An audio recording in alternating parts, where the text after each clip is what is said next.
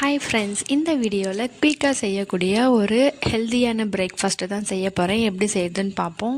பயங்கரமான பசியில் வீட்டில் சாப்பிட எதுவுமே இல்லாத டைமில் இந்த பிரேக்ஃபாஸ்ட்டை நம்ம ரெடி பண்ணோம்னா சட்டுன்னு செஞ்சு முடிச்சிடலாம். டேஸ்ட் வைஸாகவும் ரொம்ப சூப்பராக இருக்கும். எப்படி செய்யுதுன்னு பார்ப்போம். அதுக்கு இப்போ நான் ஓட்ஸ் எடுத்திருக்கேன். ஒரு சின்ன மிக்ஸி ஜாரில் 1.5 டம்ளர் ஓட்ஸை போட்டுக்கிட்டு இதை கொஞ்சம் நல்லா பவுடராக அரைச்சி எடுத்துக்கணும். பாருங்கள், இந்த மாதிரி பவுடராக இருந்தால் மட்டும் போதும். இந்த ஓட்ஸை வச்சு ஒரு சூப்பரான ரெசிபியை இப்போ நம்ம ட்ரை பண்ணிடலாம். இப்போ இது கூட நான் 2 முட்டையை எடுத்துக்கிறேன். நம்ம தேவைப்பட்ட ஒரு 3 முட்டை கூட எடுத்துக்கலாம். எனக்கு இந்த 2 முட்டையே ரொம்ப அதிகமாக இருந்தது.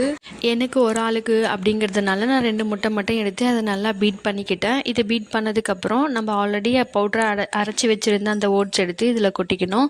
இப்போ காரத்துக்காக ஒரே ஒரு சில்லியும், அது கூடவே குட்டி குட்டியாக நறுக்கி வச்சுருந்த வெங்காயம், அதுக்கப்புறம் கேரட்டு சேர்த்து நல்லா கலந்து விட்டுக்கணும். இதில் நமக்கு தேவையான வெஜிடபிள்ஸ் எது வேணால் நம்ம ஆட் பண்ணிக்கலாம். நான் கேரட்டை மட்டும்தான் நான் சேர்த்துருக்கேன். இப்போ இது கூட டேஸ்ட்டுக்காக கொஞ்சமாக சால்ட்டை சேர்த்து நல்லா கலந்து விட்டுக்கிட்டு ஒரு 10 மினிட்ஸ் அப்படியே ரெஸ்ட்டில் விட்டுடணும்.